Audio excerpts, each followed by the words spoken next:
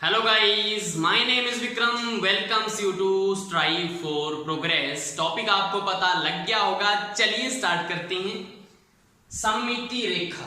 तो सममिति रेखा का क्या कंसेप्ट है? अगर खींची गई रेखा दी गई आकृति को समान भागों में बांटती हो तथा वो दोनों समान भाग उस रेखा के सापेक्ष एक दूसरे को पूर्णतया ढक लें, तो उसको क्या बोलेंगे? हम सममिति रेखा बोलेंगे। तो यहां पे आपको इन आकृतियों के लिए, इन शेप्स के लिए सममिति रेखाओं की संख्या यहाँ पे देखनी है कि कितनी होगी, जिसके ऊपर क्वेश्चन आता है। तो सबसे पहले हमारी है आकृति समबाहु त्रिभुज। तो समबाहु त्रिभुज की प्रॉपर्टी आपको पता है, तीनों जो साइडें हैं इक्वल होती हैं, तीनों एंगल्स इक्वल होते हैं। तो यहाँ पे हमारे कौन सी रेखा ऐसे खींचें ताकि एक दूसरे को वो पूर्णतः ढक ले? तो आप ये देखेंगे कि अगर मैं इस सिर से ऐसे एक रेखा खींच दूं तो क्या ये दोनों भाग एक दूसरे को पूर्णतः ढकेंगे या नहीं ढकेंगे? बिल्कुल ढकेंगे। तो एक सममिति रेखा हमारी ये होगी।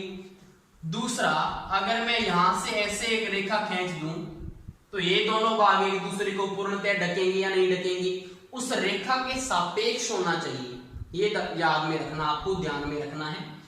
तीसरा, अगर हम देखें यहां से एक रेखा खींच दी जाए तो ये भी क्या होगा? ये दोनों भाग एक दूसरे को पूर्णतः ढक लेंगे। तो इन तीन रेखाओं को हम क्या बोलेंगे? सममिति रेखाएं। तो यहां पे सममिति रेखाओं की संख्या कितनी होगी त्रिभुज के लिए? 3। तो यहाँ पे त्रिभुज के लिए, समबाहु त्रिभुज के लिए सममिति रेखाओं की संख्या होगी 3। और कोई भी हम यहाँ पे रेखा नहीं खींच सकते जिसमें दो भाग आपस में पूर्णतया ढक लें। क्लियर? दूसरी हमारी आकृति है समद्विबाहु त्रिभुज। अब समद्विबाहु त्रिभुज का मतलब क्या होता है? जिसमें दो भुजाएं क्या होती हैं? समान, और तीसरी अलग होती है। तो मैं मान लेता हूं कि ये दो भुजाएं जो हैं वो आपस में क्या है? इक्वल है। अब यहां पे हमारी सममिति रेखा कैसे बनेगी? क्या मैं इसको यहां से ऐसे करके खींच सकता हूं? आप बताओ मुझे। यहां पे ऐसे खींच सकता हूं। आपको दिख रहा होगा कि ये वाला जो भाग है वो बड़ा है और ये वाला क्या है? छोटा है। तो ये वाली सममिति रेखा पॉसिबल नहीं है। ऐसी अगर इधर से खींचूंगा तो वो भी पॉसिबल नहीं होगी। सिर्फ हमारे पास यहाँ पे ये वाली जो सममिति रेखा है, ये वाली इसमें क्या होने वाली है? पॉसिबल होने वाली है। इसमें क्या होगा? ये वाला भाग एक दूसरे को पूर्णतः ऐसे ढक लेंगे। ठीक है, क्योंकि ये वाली दो साइडें क्या है? इक्वल हैं। तो ये वाला जो भाग होगा इधर वाला, और इधर वाला भाग जो होगा वो इक्वल होगा। तो समद्विबाहु त्रिभुज की बात करें तो सममिति रेखाओं की संख्या कितनी होगी? यहाँ पे 1।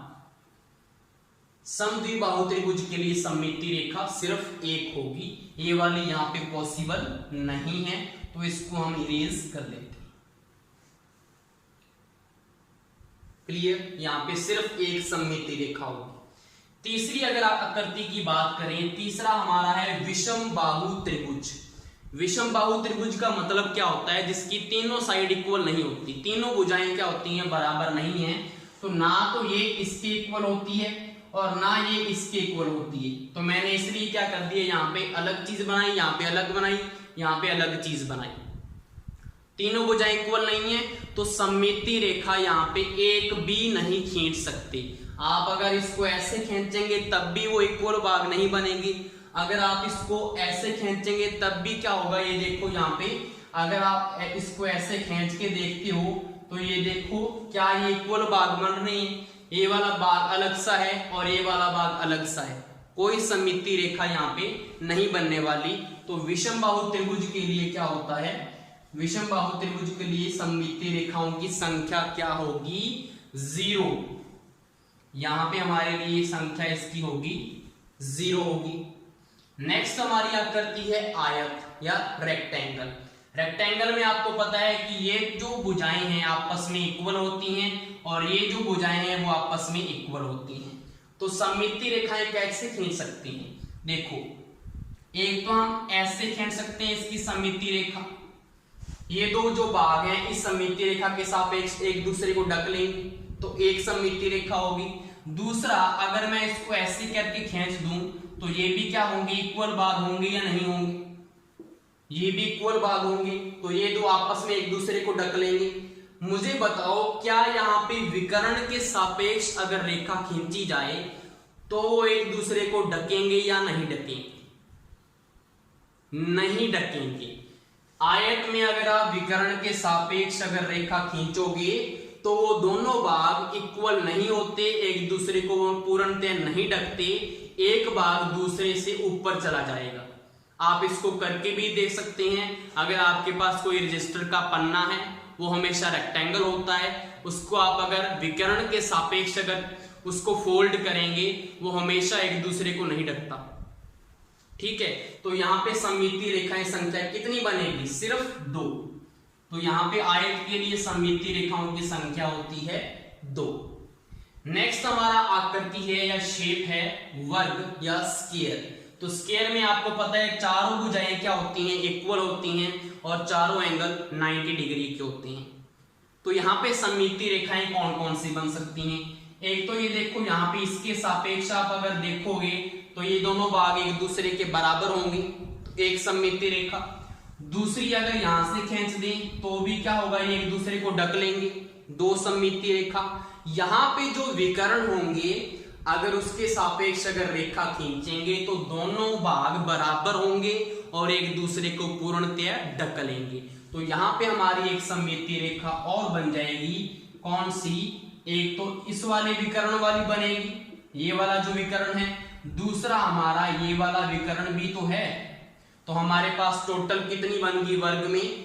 4 हमारे पास क्या होंगी, यहाँ पे सममिति रेखाएं होंगी वर्ग या स्क्वायर के लिए।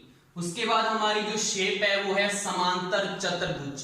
तो समांतर चतुर्भुज में आपको पता है आमने सामने की जो भुजाएं हैं वो समांतर होती हैं, लेकिन अगर इसमें सममिति रेखा अगर कोई बनाए तो कोई भी नहीं बनने वाली, क्योंकि अगर हम किसी भी शीर्ष से अगर कोई भी यहाँ पे रेखा खींचते हैं, कोई भी जो भाग है वो बराबर यहाँ पे नहीं होने वाले। अगर आप देखना चाहते हैं तो मैं यहाँ पे दिखा देता हूं आपको कि अगर इससे हम कोई भी रेखा खींचें तो अगर आप मान लो, अगर आप इसको विकर्ण के सापेक्ष ही चेक कर लो, एक तो अगर ऐसे खींचेंगे तो मुझे बताओ ये वाला भाग अलग सा दिख रहा है, ये वाला भाग अलग सा दिख रहा है। अगर इसको ऐसे फोल्ड करेंगे तो ये वाला कोना यहां तक आएगा और ये वाला कोना यहां तक चला जाएगा, तो विकर्ण के सापेक्ष भी नहीं होगा। और आपको बीच में जो लाइंस दिख रही हैं वो तो आपको स्पष्ट है ही कि यहां से तो पता लग ही रहा है ना आपको कि अगर ऐसे खींचेंगे तो पता लग ही रहा है कि ये वाली जो चीज है वो अलग है, ये वाली चीज अलग है। तो इसमें कोई भी सममिति रेखा आप यहाँ पे खींच नहीं सकते। किसके लिए? समांतर चतुर्भुज के लिए। तो यहाँ पे समांतर चतुर्भुज के लिए इसकी वैल्यू क्या होने वाली है? 0 होने वाली है। नेक्स्ट हमारा है समचतुर्भुज। समचतुर्भुज में क्या होता है, चारों भुजाएं बराबर होती हैं, आपको पता होगा। और यहाँ पे हम कितनी सममिति रेखाएं खींच सकते हैं? अगर हम बात करें इसमें क्या होगा, बीच में से तो खींच नहीं सकते, तो इक्वल भाग नहीं बनने वाले, आपको दिख रहे हैं। अगर हम बीच में से ऐसे खींच दे तो इक्वल भाग बन रहा है? नहीं बन रहा। ना तो ऐसे बनेगा ना ऐसे बनने वाला है, क्योंकि ऐसे अगर फोल्ड करेंगे तो ऊपर चला जाएगा, ये वो नीचे चला जाएगा। तो इसमें सिर्फ 2 सममिति रेखाएं बनेगी। कौन कौन सी? विकर्णों के सापेक्ष।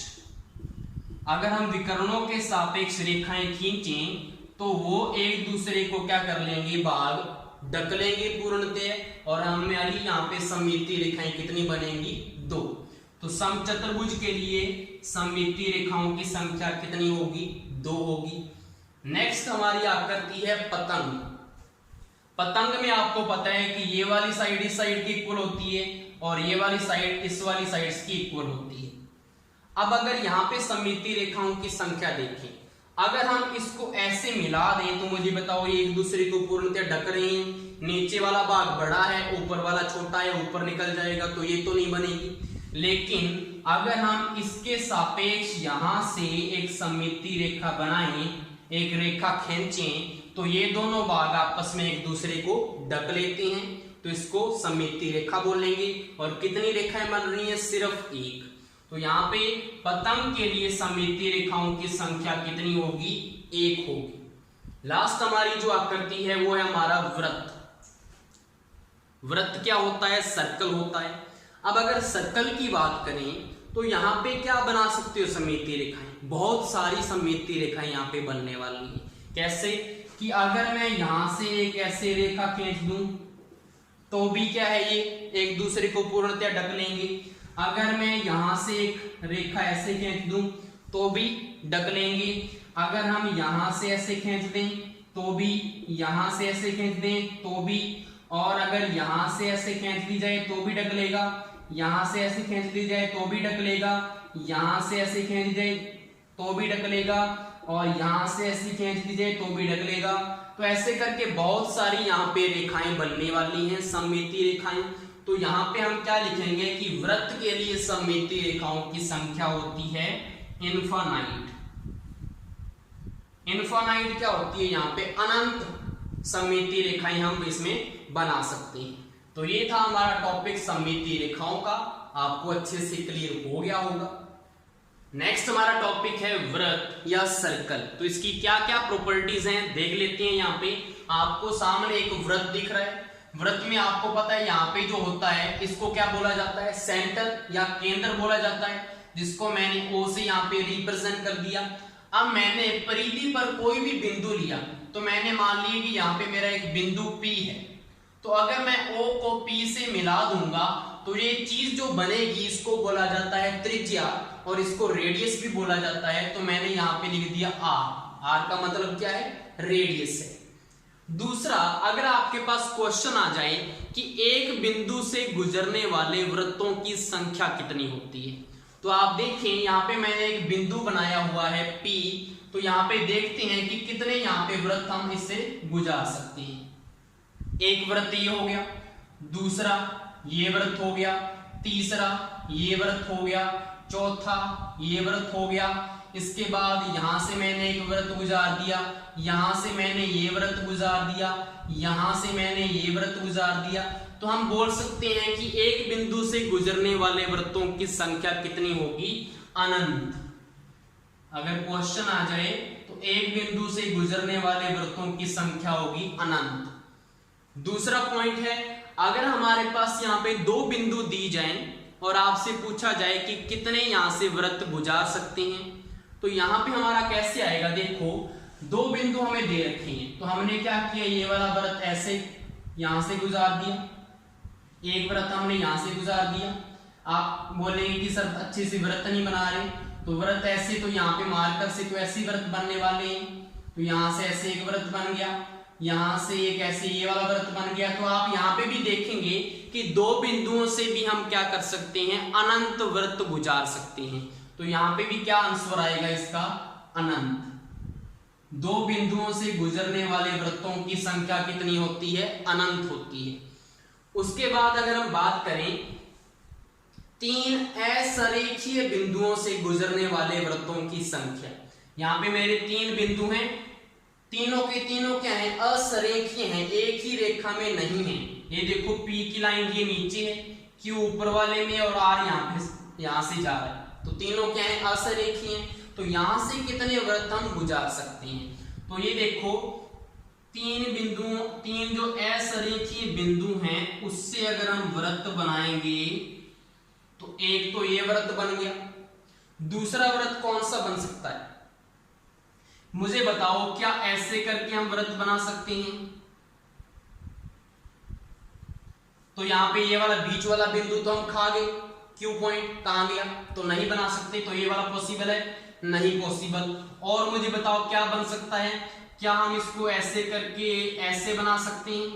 तो आप R वाला जो पॉइंट है उसको खा गए। तो हम यहाँ पे देखेंगे कि तीन असरेखीय बिंदुओं से सिर्फ एक वृत्त बनाया जा सकता है।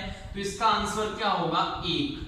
अगर आ जाए क्वेश्चन तीन असरेखीय बिंदुओं से कितने वृत्त बनाए जा सकते हैं, तो उसका आंसर क्या आ रहा है? एक आंसर आ रहा है। उसके बाद अगर आप क्वेश्चन आ जाए तीन सरेखीय बिंदुओं से कितने वृत्त खींचे जा सकते हैं, तीनों एक ही रेखा में है, P, Q और R। तो चलिए देखते हैं कितने वृत्त हम इससे खींच सकते हैं। तो मैंने यहां से P पॉइंट से स्टार्ट किया, R पॉइंट को हम भूल गए। यहां से मैंने P से स्टार्ट किया तो हमारा Q पॉइंट यहां पे क्या हो गया, मिस हो गया। अब अगर मैं Q पॉइंट से ले लूं तो हमारा P पॉइंट मिस हो गया। तो हम यहाँ पे देख रहे हैं कि 3 संरेखीय बिंदुओं से हम एक वृत्त भी यहाँ पे नहीं बना सकते। तो यहाँ पे क्या आएगा, इसका आंसर आएगा 0, कि अगर 3 संरेखीय बिंदु हैं तो उससे हम कोई भी वृत्त नहीं बना सकते। तो आपके ये 4 क्वेश्चन हो चुके हैं यहाँ पे। उसके बाद अगर हम बात करें जीवा की, कि जीवा क्या होती है, तो जीवा की अगर बात करें तो हमारे पास एक सर्कल है। तो वृत्त में परिधि पे किन्हीं 2 बिंदुओं को अगर हम मिला दें तो जो बनी रेखा होगी उसको जीवा बोला जाता है। तो वृत्त की परिधि पर किन्हीं 2 बिंदुओं को मिलाने पर, वृत्त की जो परिधि है इसको बोला जाता है परिधि। तो वृत्त की परिधि पर किन्हीं 2 बिंदुओं को मिलाने पर, ये हमने 2 बिंदु मिला दिए, इसको A बिंदु मान लो, इसको B बिंदु मान लो। तो वृत्त में परिधि पर किन्हीं 2 बिंदुओं को मिलाने पर जो रेखा बनती है उसको क्या बोला जाता है, जीवा बोला जाता है। अब इसमें क्या कंसेप्ट होता है कि जीवा की आप यहाँ पे देखो, ये वाली जो चीज है छोटी है और ये वाला जो एरिया है वो बड़ा है। तो इसको तो हम बोलते हैं दीर्घ वृत्तखंड। वृत्त का जो हिस्सा है ना, ये वाला क्या है, वृत्त का हिस्सा है, खंड है उसका। तो यहाँ पे इसको क्या बोलेंगे, दीर्घ वृत्तखंड। इसको तो बोल देंगे दीर्घ वृत्तखंड। और अगर इसकी बात करें तो ये छोटा है तो इसको क्या बोल देंगे हम, लघु वृत्तखंड। लघु वृत्तखंड। तो आपको ये कंसेप्ट क्लियर हो गया जीवा से रिलेटेड। उसके बाद अगर हम बात करें, यहाँ पे एक त्रिज्य खंड भी होता है। त्रिज्य खंड किसको बोला जाता है, तो देखते हैं। यहाँ पे हमारे पास एक सर्कल है, तो त्रिज्य खंड बनाने के लिए हमें क्या बनानी होगी, त्रिज्याएं बनानी होगी। तो यहाँ पे पहले तो मैंने क्या बनाया, यहाँ पे सर्कल में एक बिंदु बनाया, केंद्र बनाया उसका, और मैंने क्या बना दिया, यहां से लेकर यहां तक एक P पॉइंट लिया। ये O पॉइंट है हमारा, ये हमारी क्या होगी, रेडियस होगी। ऐसे ही मैंने यहां से लेकर एक पॉइंट यहां पे ले लिया P से Q, ये P था, ये Q ले लिया। तो यहाँ पे ये वाली जो चीज है वो भी क्या होगी, उसकी त्रिज्या होगी, रेडियस R होगी।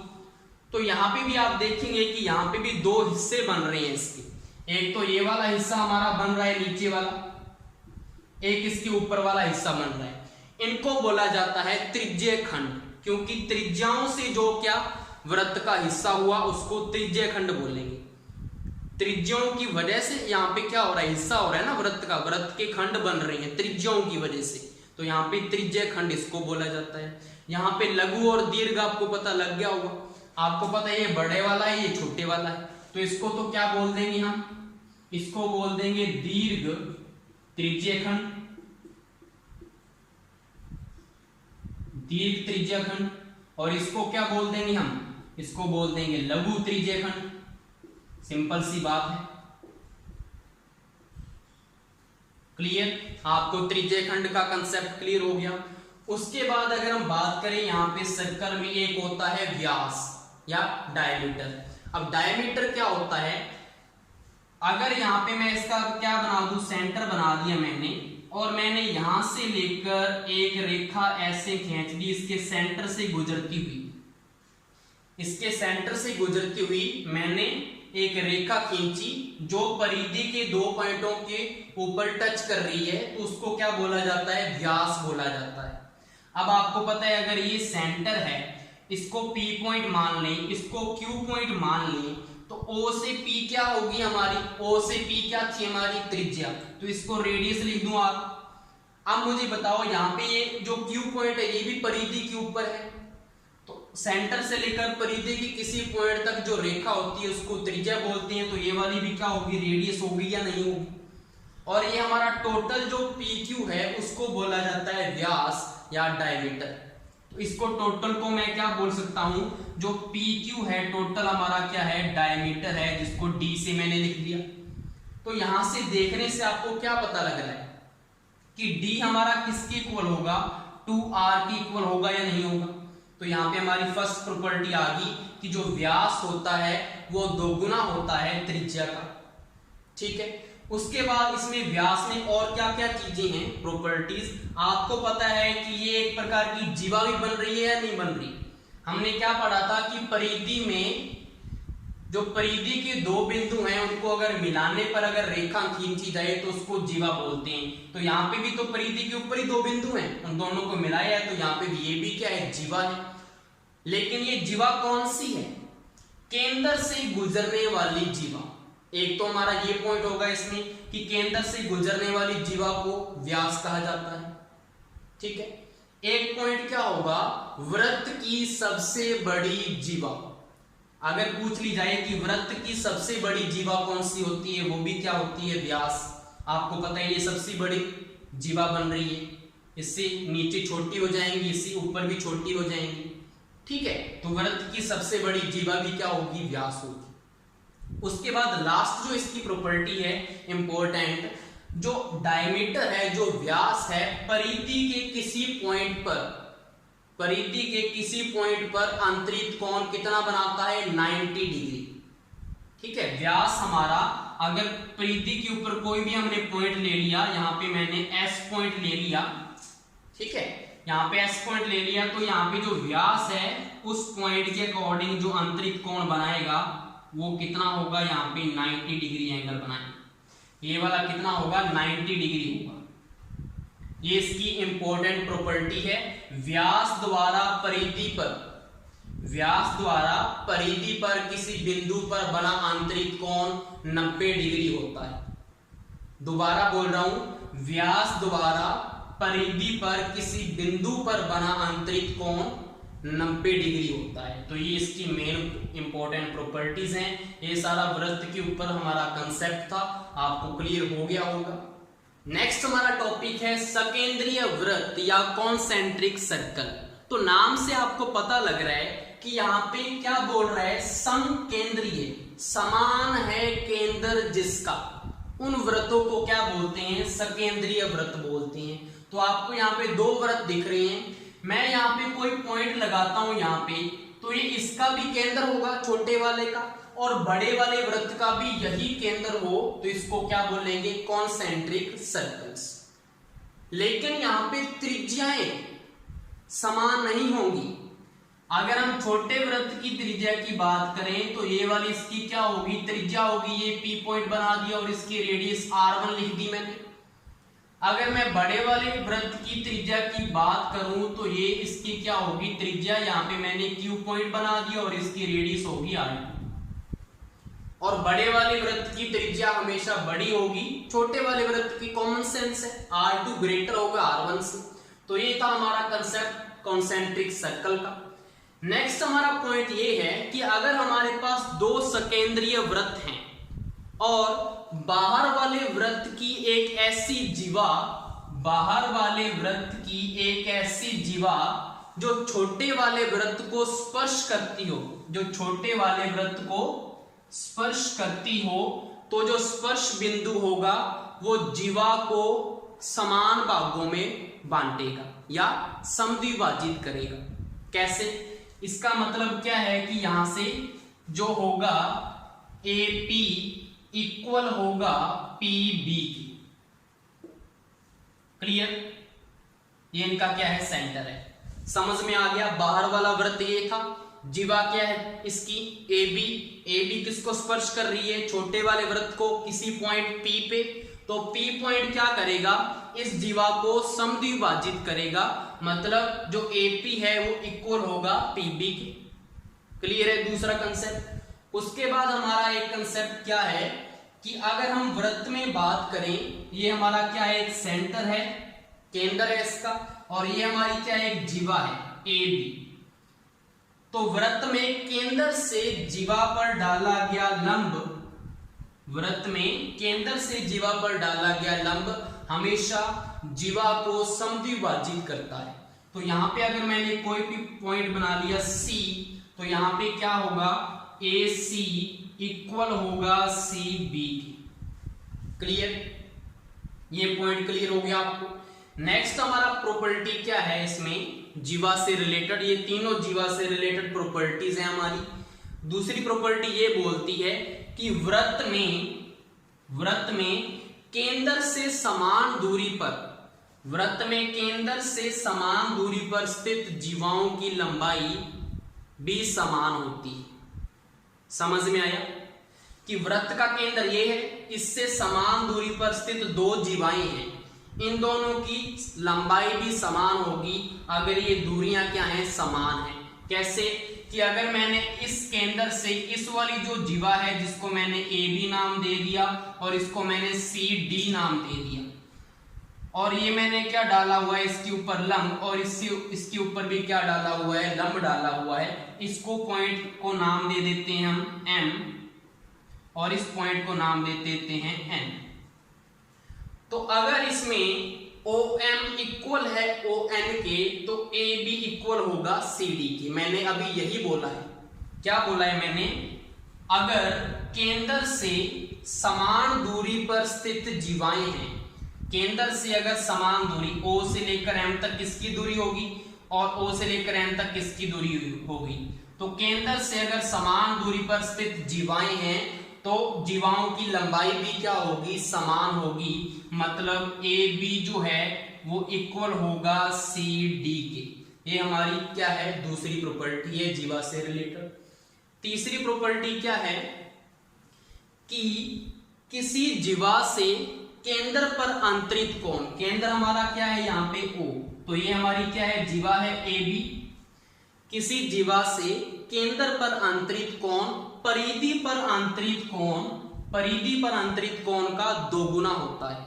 क्या, केंद्र वाला, कि अगर मैं इसकी वैल्यू थीटा लेता हूं, थीटा क्या होता है, कोण होता है, तो यहाँ पे जो केंद्र पर जो एंगल बनेगा वो कितना होगा, 2 थीटा होगा, दोगुना होगा।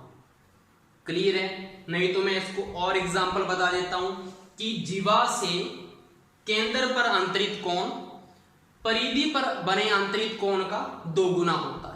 कि अगर आपके पास ये वाला एंगल अगर हमने दे दिया आपको, यहाँ पे मान लो आप 20 डिग्री दे दिया, कि आपको एंगल ये मैंने 20 डिग्री दे दिया, तो ये वाला एंगल कितना होगा, 40 डिग्री।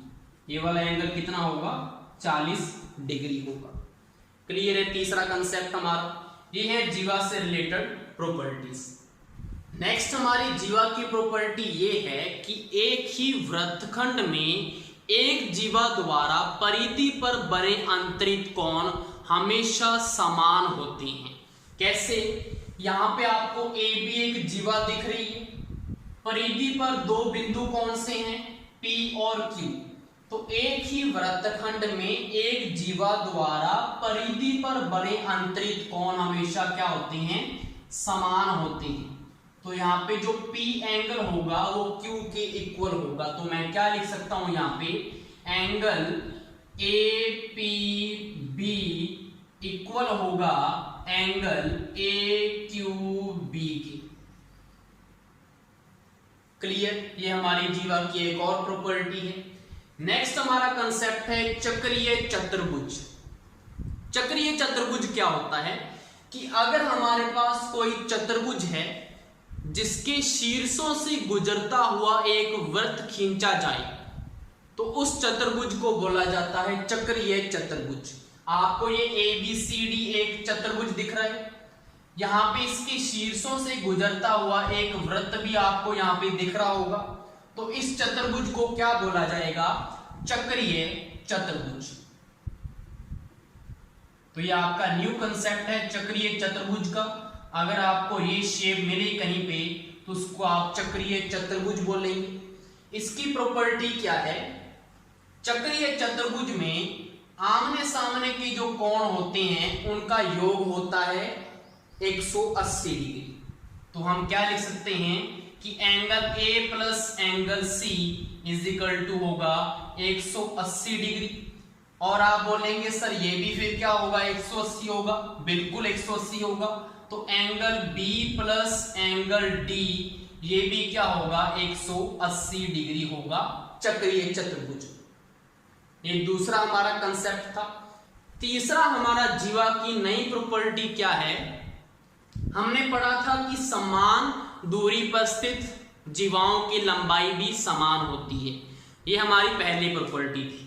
अब यहां पे क्या है, अगर हमारे पास समान लंबाई की दो जीवाएं हैं तो केंद्र पर अंतरित कोण भी क्या होंगे, समान होंगे। मतलब क्या है कि अगर ए भी आपको दिख रहा है कि यहाँ पे एक जीवा है, सी डी भी आपकी क्या है, यहाँ पे एक जीवा है, तो ये दोनों क्या है, अगर सेम है, मतलब दोनों की लंबाई अगर इक्वल है, ए बी अगर इक्वल है सी डी के, तो केंद्र पर, केंद्र कौन सा है, ओ, केंद्र पर अंतरित कोण भी क्या होंगे, समान होंगे। मतलब अगर ये वाला एंगल थीटा है तो ये वाला एंगल भी कितना होगा, थीटा होगा। तो हम इसको कैसे लिख सकते हैं कि angle A O B equal होगा angle C O D. Clear, ये आपकी जीवा की नई प्रॉपर्टी। इसके बाद इन सभी के ऊपर बेस्ड जो हमने जो भी प्रॉपर्टीज पढ़ी हैं, कंसेप्ट पढ़े हैं, उनके बेस्ड हम कुछ क्वेश्चंस करेंगे। तो हमारा फर्स्ट क्वेश्चन यहाँ पे है, आपको एक डायग्राम यहाँ पे दिख रहा है जहां पे आपको x की वैल्यू फाइंड करनी है कितनी है। तो यहाँ पे एक एंगल आपको दे रखा है 85 डिग्री। तो यहाँ पे आपको देखने से ये पता लग रहा है कि एक यहाँ पे एक ABCD क्या है, चतुर्भुज है, और उसकी शीर्षों से गुजरता हुआ एक वृत्त है जिसको हम क्या बोलते हैं, चक्रीय चतुर्भुज बोलते हैं या नहीं बोलते। तो यहाँ पे एक क्या है, चक्रीय चतुर्भुज है। तो हमें पता है चक्रीय चतुर्भुज की ये वाली प्रॉपर्टी है 180 डिग्री आमने सामने के एंगल। तो हम क्या करेंगे, सबसे पहले आपको 85 अगर पता है, आपको पता है ये एक स्ट्रेट लाइन है, सरल रेखा है, तो सरल रेखा की एक तरफ बने जो भी कोण होते हैं उनका योग कितना होता है, 180 डिग्री। तो आप ये वाला एंगल निकाल सकते हैं, कितना होगा, ये वाला एंगल आसानी से निकल आएगा या नहीं निकल आएगा, बिल्कुल निकल आएगा। तो मुझे बताओ कितना आएगा, ये 180 में से हमने माइनस करना है 85, तो कितना आएगा, 10 में से 5 गया, 5 हो जाएगा। यहाँ पे 7 बचा, 17 में से 8 गया, कितने होते हैं, 9 होते हैं। तो यहाँ पे कितना आएगा, 95। तो हमारा ये वाला एंगल कितना आ गया, 95 डिग्री आ चुका है। क्लियर। अब आपको पता है कि यहाँ पे एंगल बी और एंगल डी का जो सम है वो कितना है, 180 डिग्री है। तो आप एंगल डी निकाल सकते हो या नहीं निकाल सकते, बिल्कुल निकाल सकते हैं। तो वो भी कैसे आएगा, 180 माइनस 95 कर दें तो कितना आएगा, 10 में से 5 गया 5, और 17 में से 9 गया 8, तो यहाँ पे कितना आ जाएगा, 85 डिग्री। तो यहाँ पे ये वाला एंगल कितना आ जाएगा, 85 डिग्री आ जाएगा। क्लियर। तो यहां से आपको देखने से एक सीधी बात ये पता लग रही होगी कि अगर आपको कोई चक्रीय चतुर्भुज दिया जाए और उसका कोई बाह्य कोण आपको दे रखा हो तो उसका अंदर वाला जो ये वाला कोण होगा वो इक्वल होगा। अगर ये 85 है तो ये सीधा आप क्या लिख सकते हैं, इसको 85 डिग्री। ठीक है, ये आपको यहां से पता लग गया, सीधा हम लिख सकते हैं। तो अगर ये 85 है, आपको तो ये वाला पूछा है ना x, तो ये कैसे निकालेंगे, यहां पे कौन सी प्रॉपर्टी लगेगी, यहां पे हमारी लगेगी जीवा वाली प्रॉपर्टी। आपको पता है ए पॉइंट और सी पॉइंट कहां पे है, परिधि के ऊपर। अगर हम इन दोनों पॉइंट को आपस में मिला दें, ए और सी को, तो यहाँ पे ए सी आपकी क्या हो गई है, जीवा हो गई है, नहीं होगी। हमने पढ़ा था जीवा की प्रॉपर्टी क्या थी कि जीवा द्वारा केंद्र पर अंतरित कोण परिधि पर बने अंतरित कोण का दुगुना होता है। अभी हमने पढ़ा था या नहीं पढ़ा? अब यहाँ पे आपको 85 डिग्री पता है, तो 85 का दुगुना होगा या नहीं होगा। यहाँ पे ये केंद्र है ना, इसका O केंद्र है, तो x की वैल्यू यहाँ पे सिंपली क्या होगी, 2 into 85 दुगुना। तो यहाँ पे देखो 2 5 10, 0 1 हसल, 2 8 16 और 1 17। तो यहाँ पे हमारा जो x की वैल्यू है कितनी आ चुकी है, 170 डिग्री। x हमारा कितना होगा, 170 डिग्री होगा। समझ में आया या नहीं आया? आ गया वैल्यू, क्योंकि हमारे यहाँ पे दो कंसेप्ट यहाँ पे लग रही है, एक तो चक्रीय चतुर्भुज वाला, एक जीवा की प्रॉपर्टी। तो कितना अच्छा क्वेश्चन था, इसलिए मैं आपके लिए ये लेके आया। और आपको ये भी चीज ध्यान में रखनी है कि 2 बार हमने नहीं करना। ये अगर बाहर आ गया तो ये वाला कितना होगा, 85, सेम का सेम। क्लियर। उसके बाद ये वाली जो क्वेश्चन है ये भी आप कर दोगे। अब कैसे होगा, आपको ये पी जो एंगल है 40 डिग्री दे रखा है, आपको एक्स की वैल्यू निकालनी है। तो आपको सिंपली यहाँ पे कैसे निकालेंगे, कोई है तरीका? हमें पता है कि ए और बी पॉइंट क्या है, परिधि के ऊपर खींच दो रेखा, जीवा बन जाएगी, प्रॉपर्टीज आ जाएगी कोई ना कोई। तो यहाँ पे हमने क्या करना है, ए को बी से मिला देना है। ठीक है जी, हमारा आधा काम हो गया, मिनटों का काम है बस। क्या है, ए बी अगर आपके पास जीवा है तो हमने अभी पढ़ा था कि केंद्र पर अंतरित कोण, देखो यहां से जो केंद्र पर अंतरित कोण कौन सा है, एक्स, वो परिधि पर बने जो अंतरित कोण है उसका दोगुना होता है।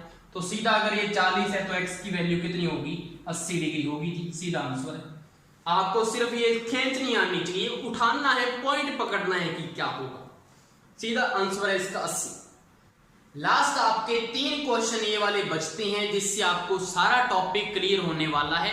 तो चलिए फर्स्ट क्वेश्चन देखते हैं। यहाँ पे आपको यहाँ पे एक सर्कल दे रखा है जिसमें आपको 3 पॉइंट परिधि के ऊपर दे रखे हैं, ए, पी और बी, और आपको x की वैल्यू बतानी है।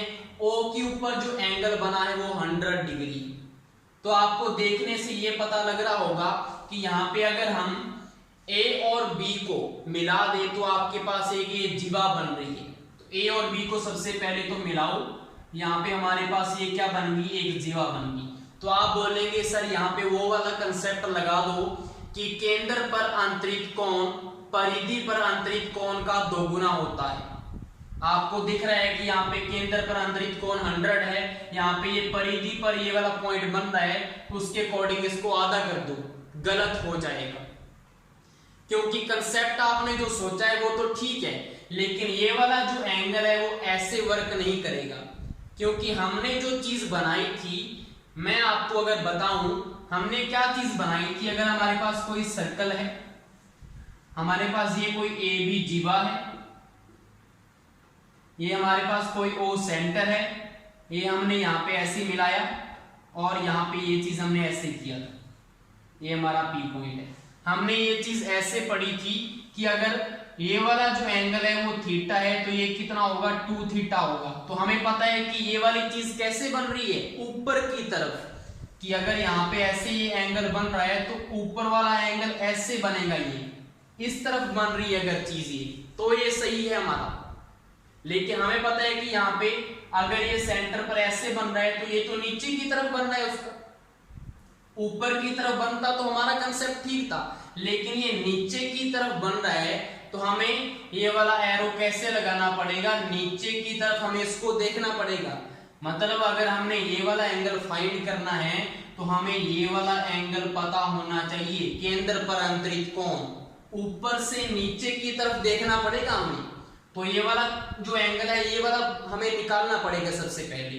तो आपको पता है ये 100 डिग्री है, टोटल कितना होता है 360 डिग्री। तो ये कितना बचा ऊपर वाला एंगल, आप बोलेंगे सर ऊपर वाला बचा 260 डिग्री, यही बचेगा, 360 में से 100 गया 260।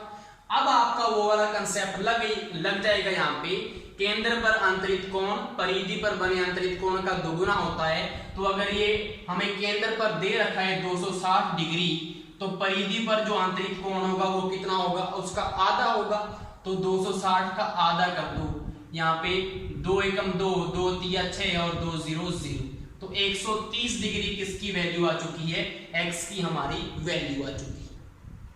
वहां पे आप क्या करते, इसको 50 डिग्री कर देते, आपका आंसर गलत हो जाता और आपको ऑप्शन में पहला ऑप्शन मिलता 50 डिग्री और आप वहां पे टिक करते आपका गलत। तो यहाँ पे आपको ये देखना है कि एंगल कैसे बन रहा है, दोनों को आपको कंपेयर करो, दोनों ये ऊपर की तरफ है लेकिन ये चीज नीचे की तरफ बन रही है, तो ऊपर से नीचे की तरफ ही हमने ये वाला एंगल देखना होगा। क्लियर है, इसलिए मैंने ये वाला क्वेश्चन लिया है। दूसरा क्वेश्चन यहाँ पे क्या है, आपको ऐसा कंसेप्ट दिया हुआ है और आपको एक्स की वैल्यू फाइंड करनी है। तो मुझे बताओ यहाँ पे ये वाला इसका क्या है, ये केंद्र है इसका ओ से ए तक क्या बन रहा है, उसकी त्रिज्या बन रही है या नहीं बन रही है। ओ से बी तक क्या बन रहा है, उसकी त्रिज्या बन रही है या नहीं बन रही, ये भी उसकी त्रिज्या है। अगर मैं क्या करूं, ओ को मैं पी से मिला दूं ऐसे करके, O को मैंने क्या मिला दिया, P से मिला दिया, तो ये भी इसकी त्रिज्या होगी या नहीं होगी, बिल्कुल त्रिज्या होगी। केंद्र से परिधि पर किसी भी बिंदु को अगर हम टच कर दें उसकी रेखा को, तो वो क्या होगी, हमेशा त्रिज्या होती है। तो यहाँ पे हमें पता है कि ये तीनों चीजें क्या होंगी, इक्वल होंगी। तो अगर इस ट्राइंगल की अगर मैं बात करूं, कौन से ट्राइंगल की, AOP ट्राइंगल की अगर मैं बात करूं, तो आपको पता है कि OA जो है वो किसके इक्वल होगा, OP के, ठीक है। तो इसके अकॉर्डिंग ये अगर दो भुजाएं अगर किसी ट्राइंगल की समान हो तो उसको क्या बोलते हैं, समद्विबाहु त्रिभुज। और समद्विबाहु त्रिभुज में उसके संगत कोण जो है, दोनों एंगल्स वो भी क्या होते हैं, इक्वल होते हैं। तो हम क्या बोलेंगे कि अगर ये 20 डिग्री है तो ये वाला एंगल भी कितना होगा, 20 डिग्री होगा या नहीं होगा, बिल्कुल 20 डिग्री होगा। उसके अकॉर्डिंग अगर ये 25 है तो ये भी कितना होगा, 25 होगा या नहीं होगा, क्योंकि ये वाली रेडियस है तो ये भी रेडियस है, दोनों सेम होगी इस वाले ट्राइंगल में। तो हमारा ये कितना आ गया, 20 और 25। तो एंगल हमारा जो है, एंगल P हमारा कितना आ चुका है, 20 प्लस 25 कितना आ चुका है, 20 और 20 40 और 5 45। तो आपके एंगल P की वैल्यू कितनी आ चुकी है, 45 डिग्री। लेकिन हमें ये तो फाइंड ही नहीं करना, हमने फाइंड करना है x की वैल्यू। तो आप क्या करेंगे, आपको पता है A और B यहाँ पे हैं परिधि पर, तो इसको अगर मिला दें तो ये क्या बन जाएगी, एक जीवा बनेगी या नहीं बनेगी, बिल्कुल बनेगी। अब आप ये वाली प्रॉपर्टी लगा दे सेम, कौन सी, ये वाली, कि केंद्र पर अंतरित कोण परिधि पर बने अंतरित कोण का दोगुना होता है। तो यहाँ पे कितना है ये टोटल 45, तो 45 का दुगुना कर दो तो यहाँ पे कितना आएगा, 45 गुना 90। x की वैल्यू कितनी आ जाएगी, 90 डिग्री इसकी वैल्यू आ जाएगी। तो ये आपका कितना एंगल होगा, 90 डिग्री। क्लियर। उसके बाद जो आपका क्वेश्चन, लास्ट क्वेश्चन जो है उसमें क्या करना है आपको एंगल APB कितना दे रखा है, 40 डिग्री, और आपको एंगल AQB मतलब x की वैल्यू फाइंड करनी है। तो सीधा ये इस प्रॉपर्टी के ऊपर बेस्ड है। कौन सी प्रॉपर्टी, जीवा वाली। कैसे लगी थी कि जीवा से परिधि पर अगर एक ही जीवा हो, एक ही जीवा से परिधि पर अंतरित कोण हमेशा क्या होते हैं, समान होते हैं, ठीक है। तो यहाँ पे क्या होगा, जो एंगल P होगा वही एंगल क्या होगा, Q होगा। अगर ये 40 है तो ये भी क्या होगा, 40। तो x की वैल्यू कितनी आ जाएगी, 40 डिग्री। क्यों, हमने क्या पढ़ा था कि जो अगर एक ही वृत्तखंड में अगर एक जीवा से परिधि पर दो आंतरिक कोण बन रहे हैं तो दोनों की वैल्यू क्या होती है, समान होती है। तो ये आपको सारा कंसेप्ट क्लियर हो गया होगा। आई होप सो आपको ये वीडियो पसंद भी आई होगी। Thank you.